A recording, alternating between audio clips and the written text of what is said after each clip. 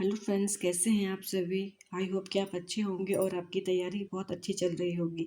जैसा कि आप लोगों को पता ही है कि UP PCS mains exam March या फेब में एक्सपेक्टेड है, इसलिए हम जीएस को स्ट्रॉन्ग करने के लिए और मेंस पैटर्न को समझने के लिए आज से पीवाईक्यू सॉल्व करेंगे। ये शिल्पी पब्लिकेशन की बुक है। इसमें 2 सेट है, एक 1 है, एक 2 है। इसमें दोनों में ही बहुत ही अच्छे क्वेश्चन गिवन है। ये शिल्पी पब्लिकेशन की बुक है, ये पीसीएस मेंस की बुक है। इसमें 2004 से 16 तक के सभी सेट दिए हुए हैं पीवाईक्यू। इसके बेस पे हमें समझ में आ जाएगा पेपर कैसा आता है कैसा नहीं आता। हम लोगों को जीएस स्ट्रॉन्ग करने में हेल्प मिलेगी। चलिए आज से स्टार्ट करते हैं पहला सेट। सबसे पहले हम लोग हिस्ट्री के क्वेश्चन सॉल्व कर लेते हैं। हिस्ट्री में फर्स्ट क्वेश्चन गिवन है कि कवि राजा जिसने नागरीदास के नाम से कृष्ण प्रश्न में छंद लिखे थे। कौन ऐसा राजा था जिसे नागरीदास के नाम से कृष्ण प्रशंसा में छंद लिखे थे? कौन था वो? राजा सावन सिंह। कौन था? राजा सावन सिंह। नेक्स्ट क्वेश्चन है, लुम्बिनी बुद्ध का जन्म स्थान था।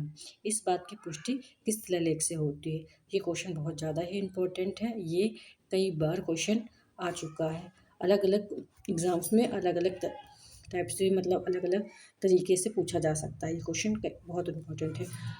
लुम्बिनी बुद्ध का जन्म स्थान है, ये कहाँ से पता चलता है? अशोक के रुकमंदेही शिलालेख से। किससे? अशोक के रुकमंदेही शिलालेख से।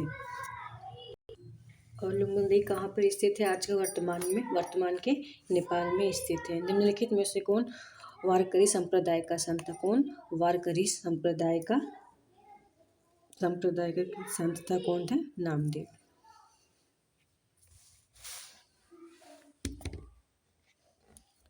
नेक्स्ट क्वेश्चन है, रामकृष्ण मिशन की स्थापना किसने की थी?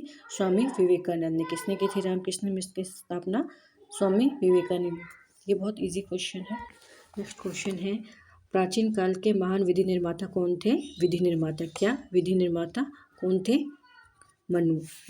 नेक्स्ट क्वेश्चन है, निम्नलिखित में से किसने अपने बादशाहपति के लिए मकबरे का निर्माण कराया था? ये भी मोस्ट इम्पोर्टेंट क्वेश्चन है। ये कई बार क्वेश्चन आ चुका है एग्जाम में। क्या है? किसने करवाया था? हाजी बेगम ने। हाजी बेगम ने अपने पति हुमायूं के लिए मकबरे का निर्माण कराया था, जो कि दिल्ली में है, और उसका नाम क्या है? दीन पनाह। नेक्स्ट क्वेश्चन है कि निम्नलिखित में से मध्य एशिया के किस शासक ने 1192 में उत्तर भारत को जीता था? मध्य एशिया कोई शासक है, मध्य एशिया का शासक जिसने कि उत्तर भारत में 1192 में वर्क किया था। इसको बैटल ऑफ तराइन भी बोला जाता है। किसने किया था? सिहाबुद्दीन मोहम्मद गोरी। ज़्यादातर लोग उसको पूरा नाम नहीं पता होता, मोहम्मद गोरी के नाम से जानते हैं, लेकिन इसका पूरा नाम क्या है? सिहाबुद्दीन मोहम्मद गोरी। सिहाबुद्दीन मोहम्मद गोरी ने भारत पे कई बार आक्रमण किए थे, लेकिन तीसरा आक्रमण कब किया? तीसरा ये मुस्लिम शासक था। इससे पहले 2 मुस्लिम शासकों ने मध्य एशिया के थे जिन्होंने भारत में आक्रमण किया हुआ था, लेकिन ये तीसरा मुस्लिम आक्रमणकारी था। इसने 1175 में सर्वप्रथम मुल्तान पे, जो कि आज का पाकिस्तान है, 1175 में कहाँ पे किया था? मुल्तान पे किया था। और 1191 में उसने दिल्ली के चौहान शासक का जो कौन था? पृथ्वीराज चौहान। उसके साथ मतलब कि 1191 में किसके बीच में लड़ाई हुई थी? पृथ्वीराज चौहान और मोहम्मद घोरी के बीच में। इस युद्ध में किसकी जीत होती है? पृथ्वीराज चौहान जीत जाते हैं और मोहम्मद घोरी हार जाता है। हार के वो वापस लौट जाता है। लेकिन 1191 में तराइन का प्रथम युद्ध कहलाता है ये। उसके बाद 1192 में तराइन का दूसरा युद्ध होता है, जिसमें मोहम्मद घोरी और पृथ्वीराज चौहान दोनों में ही फिर से वही युद्ध होता है। लेकिन क्या होता है, इस बार मोहम्मद घोरी जीत जाता है और पृथ्वीराज चौहान हार जाते हैं। नेक्स्ट क्वेश्चन है, ये भी बहुत इंपॉर्टेंट क्वेश्चन है, कई बार आ चुका है पेपर में। मध्यकालीन भारत की प्रथम महिला शासक कौन थी? रजिया सुल्तान। रजिया सुल्तान कौन थी? मुगल शासक में जो कि प्रथम महिला शासक थी। इसकी कितना टेन्योर था? 1236 से 1240 के बीच में इसने दिल्ली में शासन किया था। 1240 में इनकी मृत्यु हो गई थी। ये इल्तुतमिश की पुत्री थी। नेक्स्ट क्वेश्चन है, मेवाड़ के किस राजा को 1527 में खनवा के युद्ध में बाबर ने हराया था? ये खनवा नहीं होता, खानवा होता है। 1527 में खानवा का युद्ध किसी बीच में हुआ था?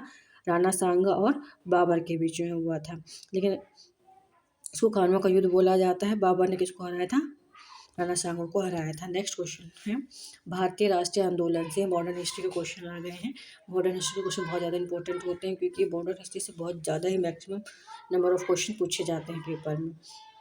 ये क्वेश्चन हिस्ट्री का भी है और पॉलिटी से भी रिलेटेड है।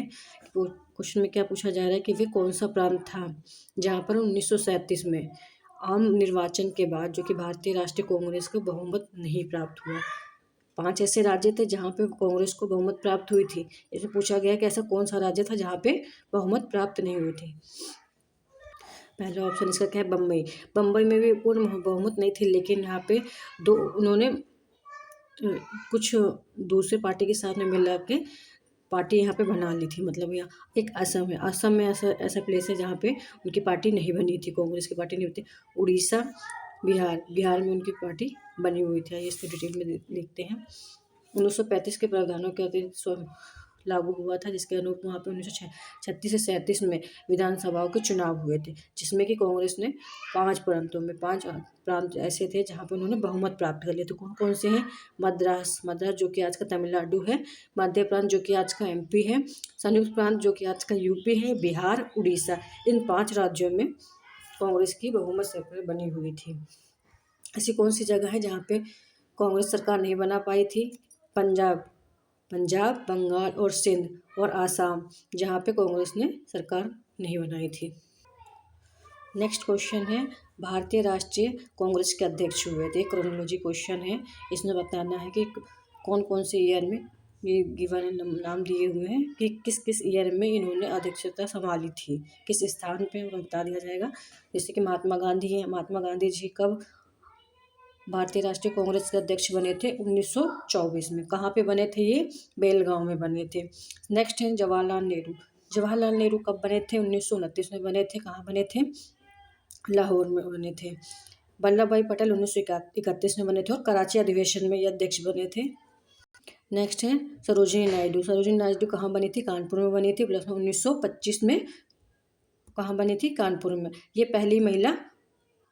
पहली महिला थी जो भारतीय राष्ट्रीय कांग्रेस की अध्यक्ष बनी थी। नेक्स्ट क्वेश्चन भी क्रोनोलॉजी से ही है। चोरा चोरी कांड, हत्याकांड, जलियांवाला बाग हत्याकांड, रोलेट एक्ट और चंपारण, इसको क्रोनोलॉजी बताना। सबसे पहले बताना होगा कि कब कौन सी घटना हुई थी। चोरा चोरी हत्याकांड कब हुआ था, 1922 में हुआ था। कब हुआ था, ये सत्याग्रह के प्रदर्शन में हुआ था। वहाँ पे चोरा चोरी हत्याकांड में क्या हुआ था कि गोरखपुर में पुलिस थाने में कुछ विद्रोहियों के द्वारा आग लगा दी गई थी, तो इसे ही चोरी हत्याकांड बोला जाता है। ये 4 या 5 फरवरी की नाइट में 1922 में हुआ था। नेक्स्ट है जो जलियांवाला बाग हत्याकांड कब हुआ था, अप्रैल में। कब हुआ था, 13 अप्रैल 1919 में हुआ था। रोलेट एक्ट कब पास हुआ था, इसी के जस्ट बाद, उससे पहले ही रोलेट एक्ट पास हुआ था। इसी का ही रोलेट एक्ट पास हुआ था। इसमें रोलेट एक्ट में क्या था, 1919 में मार्च में पास हुआ था। इसमें क्या था, नो वकील नो दलील का था कि इसमें क्या था, किसी भी व्यक्ति को बिना किसी मतलब किसी प्रूफ के या फिर उनको बिना कुछ बताए हुए भी कभी भी उनको गिरफ्तार कर लिया जाता, जेल में डाल सकते थे और उनको कहीं भी मारा जा सकता था। इसमें ये लागू था। इसी का ही मतलब प्रदर्शन करने के लिए जलियांवाला बाग में बहुत लोग इकट्ठा हुए थे, इसलिए ये हत्याकांड तब हुई थी। चंपारण सत्याग्रह 1917 में हुआ था। नेक्स्ट क्वेश्चन है वंदे मातरम गीत क्या है। वंदे मातरम गीत जिसने आज़ादी की लड़ाई में बहुत ही जो भी लड़ाई कर रहे थे, देशभक्त थे, उनको बहुत बड़ी प्रेरणा दी थी। ये कहाँ से लिया गया है, ये क्वेश्चन ये पूछा गया है कहाँ से लिया गया है, आनंद मठ से। वंदे मातरम जो भारत का एक राष्ट्रीय गीत है, उसका प्रेरण किसने किया था, बंकिम चंद्र चटर्जी ने किया था। और कहाँ से, मतलब किस पुस्तक से लिया था, आनंद मठ से लिया था। टाइम कब इसको वाचन किया गया था ना, 1896 में कोलकाता के भारतीय राष्ट्रीय कांग्रेस के अधिवेशन में इसको जो अपना राष्ट्रीय गीत है वंदे मातरम है, उसका वाचन। नेक्स्ट हिस्ट्री का क्वेश्चन है कि भारतीय अशांति का जनक किसे कहा जाता है। ये भी बहुत बार ही क्वेश्चन रिपीटेड हुआ है। भारतीय अशांति का जनक किन्हें कहा जाता है, बाल गंगाधर तिलक जी को कहा जाता है। बाल गंगाधर तिलक राष्ट्रवादी विचारक थे। कैसे विचारक थे, राष्ट्रवादी विचारक थे। वे धर्मनिरपेक्ष पत्रकारिता से जुड़े उग्रपंथी स्वतंत्रता संग्राम सेनानी थे। वे अपना पत्र मराठा उनका कौन सा पत्र था? मराठा था, जो कि इंग्लिश में लिखते थे। कैसी, जो कि मराठी में लिखते थे। इसके विचारों को लिखते थे और 1916 में जय घोष किया कि स्वतंत्रता हमारा सिद्ध अधिकार है। कब बोला उन्होंने? 1916 में जय घोष किया कि स्वतंत्रता हमारा जन्मसिद्ध अधिकार है। और वैलेंटाइन रोल इनको क्या बोलते थे? इनको भारतीय शांति का जनक बोला था। इसको बोला था बीजी तिलक को। नेक्स्ट क्वेश्चन है कि इंडियन वॉर ऑफ इंडिपेंडेंस 1857 के लेखक कौन है? वी.डी. सावरकर। ये क्वेश्चन भी इंपॉर्टेंट है, बहुत बार ही रिपीट हो चुका है ये। इंडियन वॉर ऑफ इंडिपेंडेंस 1897 के लेखक कौन है? वी.डी. सावरकर। प्रसिद्ध गीत सारे जहां से अच्छा हिंदुस्तान हमारा की रचना किसने की है? सर मोहम्मद इकबाल जी ने। नेक्स्ट क्वेश्चन है कि ऐतिहासिक दांडी मार्च का संबंध किससे है? दांडी मार्च का संबंध किससे है? नमक कानून को तोड़ने से है। महात्मा गांधी ने 1930 में नमक कानून को तोड़कर सविनय अवज्ञा आंदोलन का प्रारंभ किया था। 12 मार्च 1930 को गांधी जी ने साबरमती आश्रम से क्या किया था? अपने 78 सहयोगियों के साथ में 200 मील की यात्रा 24 दिन में पैदल चल के पूरी की थी। और 6 अप्रैल को दांडी नामक, जो कि गुजरात का दांडी नामक स्थान है, वहाँ पे पहुँचा था। पहुँच के क्या किया था उन्होंने? समुद्र से पानी उबालकर या फिर अपने समुद्र का मुट्ठी में बालू लेकर नमक बनाया था और नमक कानून तोड़ा था। सुभाष चंद्र बोस ने इस अभियान की तुलना किससे की थी? जो भी महात्मा गांधी जी ने यह अभियान चलाया था दांडी यात्रा, इसकी तुलना किससे की थी? नेपोलियन के एक एल्बा से पेरिस की ओर जाने वाले अभियान से की थी। ये क्वेश्चन मैचिंग का है। देखिए 1940 में कौन सी घटना हुई थी? 1931 में कौन सी घटना हुई थी? 21 का है और 20 का। 1940 को कौन सी घटना हुई थी? ये चीज़ मैचिंग करना 1929 का है, मैच कर सकते। सो ये मैचिंग का क्वेश्चन नहीं है, इसमें पूछा गया है कौन सा सही सुमेलित है। सही सुमेलित पूछा गया है 1940 में भारतीय राष्ट्रीय कांग्रेस का लाहौर अधिवेशन हुआ। नहीं, ये गलत है कि कांग्रेस का लाहौर अधिवेशन कब हुआ था? 1929 में। राजगुरु को फांसी कब दी गई थी? 1931 में। ये क्वेश्चन ठीक है। 1929 में उनको 31 में राजगुरु को फांसी दी गई थी। 1921 में असहयोग आंदोलन का प्रारंभ हुआ था। नहीं, 1921 में नहीं हुआ था। असहयोग आंदोलन का जो प्रारंभ हुआ था 1920 में हुआ था और 1922 में ख़त्म हुआ था। चोरी चौरी कांड के बाद में इसको ख़त्म कर दिया गया था। और 1920 में रोलेक्ट एक्ट हुआ था। नहीं, 1920 में नहीं हुआ था। 1918 में डिक्लेयर किया गया था और 1919 में मार्च में पास किया गया था। नेक्स्ट क्वेश्चन है कि किसने मोहम्मद अली जिन्ना को हिंदू मुस्लिम का एकता का राजदूत कहा है? सरोजनी नायडू ने। किसने कहा था? सरोजनी नायडू ने। मोहम्मद अली जिन्ना 1906 में कोलकाता के कांग्रेस अधिवेशन में उन्होंने दादा भाई नौरोजी के सचिव का काम किया था। कब किया था? दादा भाई नौरोजी के सचिव के रूप में कब काम किया था इन्होंने? 1906 में। कहाँ पे किया था? कोलकाता के कांग्रेस अधिवेशन में। प्रारंभ में धर्मनिरपेक्ष, उदार, राष्ट्रवादी एवं स्वतंत्र विचारक थे। जो मोहम्मद अली जिन्ना थे, पहले प्रारंभ में कैसे उनकी सोच थी, किस टाइप के थे? क्या थे? धर्मनिरपेक्ष, उदारवादी, राष्ट्रवादी और स्वतंत्र विचारक थे। 1906 में मुस्लिम लीग के गठन के जिन्ना विरोधी थे। जब 1906 में मुस्लिम लीग का गठन किया गया था, उस टाइम पे मोहम्मद अली जिन्ना क्या थे? उसका विरोध किया, मुस्लिम लीग का विरोध किया 1906। और उसके बाद में जिन्ना ने जितनी बार भी जनसभाएं हुई, राष्ट्रीय एकता पर ही बल दिया, जिससे प्रभावित होकर उन्होंने मुस्लिम लीग के लिए जब भी उन्होंने बनाया था, उसके लिए बार बार उन्होंने मना किया। जनसभाएं हुई, वो सिर्फ एकता पे ही बल देते थे कि मतलब ये नहीं बनना चाहिए, इससे हिंदू मुस्लिम दोनों भाई अलग हो जाएंगे। इसलिए ही वो जनसभाओं में एक ही बात पे अड़े रहते थे कि राष्ट्रीय एकता बनी रहनी चाहिए। इसीलिए इसी से प्रभावित होकर सरोजिनी नायडू ने उन्हें हिंदू मुस्लिम एकता का राजदूत कहा, यानी कि उपाधि दी।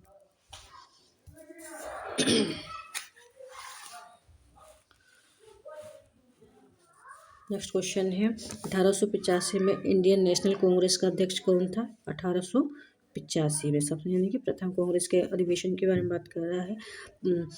इंडियन नेशनल कांग्रेस का प्रथम अधिवेशन कहाँ हुआ था? दिसंबर में हुआ था, मुंबई में हुआ था। इसके प्रथम अध्यक्ष कौन थे? WBC बनर्जी। कहाँ पे हुआ था फर्स्ट अधिवेशन? मुंबई में हुआ था। अध्यक्ष कौन थे? WBC बनर्जी। द्वितीय अधिवेशन कहाँ हुआ था? 1886 में हुआ था। कहाँ, और इसके अध्यक्ष कौन थे? दादा भाई नौरोजी, कोलकाता में। थर्ड कहाँ हुआ था? 1887 में हुआ था, बदरुद्दीन तैयब जी थे मद्रास में। इसमें क्वेश्चन थोड़ा सा अलग भी पूछा जाता है। देखते ऐसा कौन सा अधिवेशन है, आईएनसी का कौन सा अधिवेशन है जिसमें फर्स्ट पारसी जिन्होंने अध्यक्षता की, पारसी, इनको पारसी भी कहा जाता है, दादाभाई नौरोजी को फर्स्ट पारसी भी कहा जाता है, जो जिन्होंने सेकंड अध्यक्षता की थी। थर्ड है 1887 बदरुद्दीन तैयब जी, ये फर्स्ट मुस्लिम है जिन्होंने आईएनसी की अध्यक्षता की थी। कहाँ पे की थी? मद्रास में। फोर्थ हुआ था 1888 में जॉर्ज यूल क्यों थे? फर्स्ट मुस्लिम थे, फर्स्ट मुस्लिम थे, फर्स्ट अंग्रेज थे जिन्होंने इलाहाबाद के अधिवेशन में अध्यक्षता की थी। पांचवा हुआ था 1889 में विलियम वेडन ने, ये हुआ था फिर से मुंबई में हुआ था। श्याम जी कृष्ण वर्मा ने, एक क्वेश्चन है, श्याम जी कृष्ण वर्मा ने इंडियन होम रूल सोसाइटी की स्थापना कहाँ की थी? श्याम जी कृष्ण वर्मा ने इंडियन होम रूल सोसाइटी की स्थापना लंदन में की थी। कब की थी? 1905 में। उसमें डिटेल में देखेंगे कि भारत से बाहर विदेशी भूमि पर स्थापित सबसे पुरानी संस्था का क्या नाम था? India home rule society. इस क्रांतिकारी संस्था की स्थापना कब हुई थी? 1905 में हुई थी। कहाँ पे हुई थी? लंदन में। और किसके द्वारा की गई थी? श्याम जी कृष्ण वर्मा ने की थी। और इसके अन्य सदस्यों में कौन कौन थे? वी.डी. सावरकर, हरदयाल, मदनलाल ढींगरा आदि थे। सोसाइटी का मुख्य उद्देश्य क्या था? इसका मुख्य उद्देश्य भारत के लिए सुशासन प्राप्त करना था। संस्था ने इंडियन सोशलिस्ट नामक पत्रिका का प्रकाशन किया था। किसका किया था? इंडियन सोशलिस्ट नामक पत्रिका का प्रकाशन किया था तथा इंडिया हाउस की स्थापना की थी। श्यामाजी कृष्ण वर्मा के जो सहयोगी थे उनका नाम क्या था? भीकाजी कामा। इनको मदर ऑफ इंडिया रिवोल्यूशन भी कहा जाता है। नेक्स्ट राज्य व्यवस्था यानी कि पॉलिटिकल क्वेश्चन आ गए हैं। इसके बाद से क्या पूछा है? कांग्रेस द्वारा समर्थन वापस लिए जाने के कारण ही त्यागपत्र किसको देना पड़ा था? उपरोक्त में से सभी को, चरण सिंह को, चंद्रशेखर, HD देवगौड़ा जी को, इनको बाद में त्यागपत्र देना पड़ा।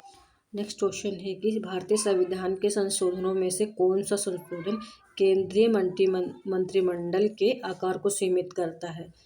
कौन सा करता है? केंद्रीय मंत्रिमंडल, जो कि कैबिनेट मिनिस्टर्स होते हैं, क्योंकि जितने भी वोटर्स होते हैं, मतलब केंद्रीय मंत्रिमंडल के आकार को सीमित करता है। कौन सा है? 51वां संशोधन। कब, क्या, इस मतलब क्या करता है ये? लिमिट करता है। इसमें क्या होता है कि 15% से ज़्यादा नहीं हो सकता। जो टोटल जो मंत्री होते हैं, कुल मंत्रियों की संख्या का 15% से ज़्यादा नहीं होता। जैसे कि अब लोकसभा के जो भी वोटिंग होती है उसमें वो लोकसभा की सीटें जितनी भी होंगी उसका 15% ही केंद्रीय मंत्रिमंडल में होंगे। न्यूनतम कितना हो सकता है? 7 हो सकता है। नेक्स्ट क्वेश्चन है कि आपातकाल की घोषणा को संसद के समक्ष उसकी स्वीकृति हेतु रखा जाना चाहिए, मतलब कितने दिन पहले रखा जाना चाहिए? कि आपातकाल घोषणा करनी हो तो कितने दिन पहले संसद में उसको रखना चाहिए? 1 माह के भीतर। संविधान के अनुच्छेद 352 के तहत मतलब क्या क्या रीजन हो सकता है, क्या क्या हो सकता है जिसकी वजह से हम देश में आपातकाल घोषित कर सकते हैं? अगर ये प्रॉब्लम, ये सिचुएशन अगर भारत में आती है, अपने देश में आती है, तो ही हम आपातकाल घोषित कर सकते हैं। क्या क्या है? पहले क्या क्या रीजन्स हो सकते हैं? ब्राह्य युद्ध, अगर भारत में अगर बाहर से कोई आक्रमण हो जाता है, सशस्त्र विद्रोह, जो कि देश के आर्मी है विद्रोह कर दे, इस स्थिति में राष्ट्रपति को संघीय सरकार की संतुष्टि पर आपातकाल घोषित करने का अधिकार है। कौन करता है आपातकाल घोषित? राष्ट्रपति करता है। लेकिन जब तक केंद्रीय मंत्रिमंडल के अनुशंसा नहीं होगी वो घोषित नहीं कर सकते। ऐसी कोई अधिघोषणा 1 माह के अंदर संसद द्वारा अनुमोदित हो और उसके बाद 6 माह तक परिवर्तन हो सकते हैं। मतलब कि आपातकाल जब भी घोषित होगा वो 6 महीने तक रह सकता है। 6 महीने करके उसको बढ़ाया जा सकता है। नेक्स्ट क्वेश्चन है, भारत के संविधान के 73 संशोधन का संबंध किससे है? पंचायती राज व्यवस्था से। और 74 किससे है? पार्लियामेंट। नेक्स्ट क्वेश्चन है कि भारतीय संसद की संप्रभुता प्रतिबंधित है, किसमें होती है? न्यायिक समीक्षा से।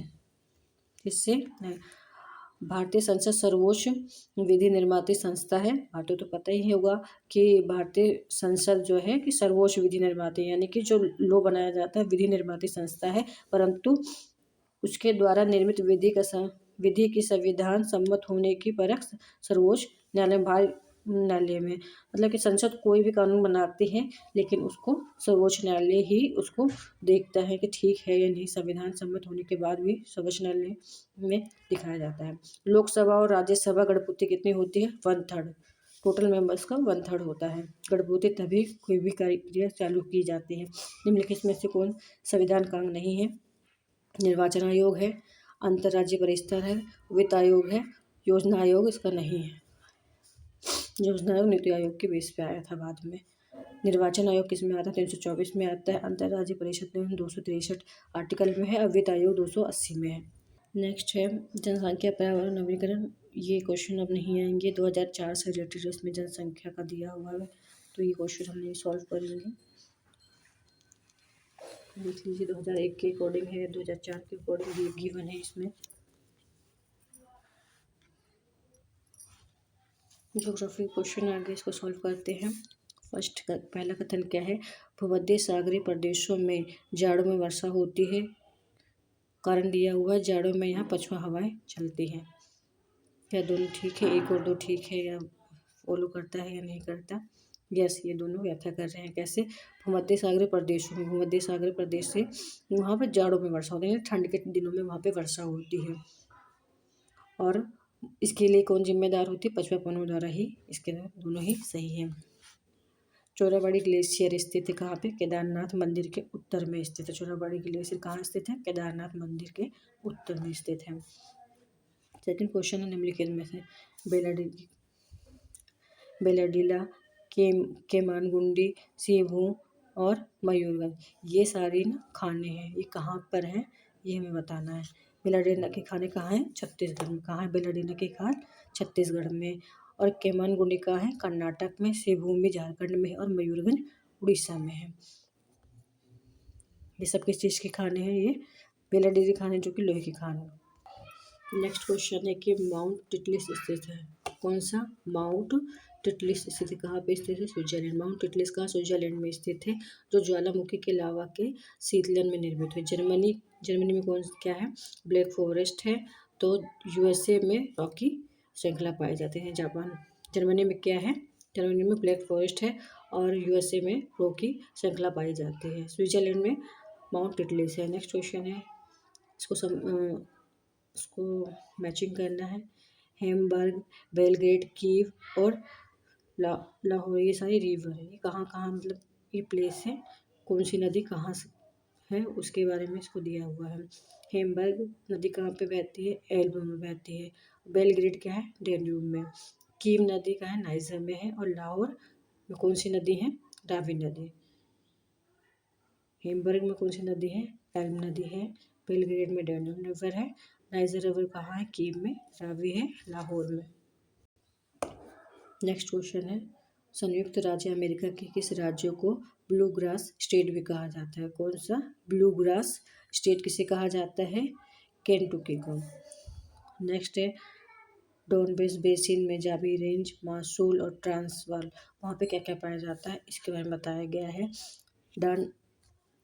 डॉनबेस बेसिन में क्या पाया जाता है? कोयला के लिए प्रसिद्ध है। क्या? डॉनबॉस बेसिन कहाँ किसके लिए प्रसिद्ध है? कोयला के लिए। और मेजाबी रेंज किसके लिए? लो आयस्क के लिए, आयरन ओर के लिए। मासूल खनिज तेल के लिए और ट्रांसवाल सोना के लिए प्रसिद्ध है। नेक्स्ट क्वेश्चन है, हाइड्रोजन, हीलियम, मीथेन प्रमुख गैसें हैं जो कि विद्यमान होती हैं कहाँ? हाइड्रोजन, हीलियम, मीथेन कहाँ कहाँ कौन से ग्रह पे विद्यमान होंगी? पहला बृहस्पति, शनि और मंगल पे ये तीनों गैसें विद्यमान रहती है। हाइड्रोजन, हीलियम, मीथेन गैसें बृहस्पति, शनि और मंगल पर विद्यमान रहती है। मौसम अनुश्रवण युक्ति सोडार स्थापित है कहाँ पे? कटक में। मतलब मौसम विभाग के लिए अनुश्रवण युक्ति कहाँ पे है? कटक में। बृहस्पति का वलय होता है अस्थि विहीन है। नेक्स्ट क्वेश्चन है, निम्नलिखित में से कौन सी सभ्यता नील नदी के तट पर है पनपी थी? कौन सी सभ्यता? मिस्र की सभ्यता, जिसको सिंधु घाटी सभ्यता के पैलर माने जाते हैं।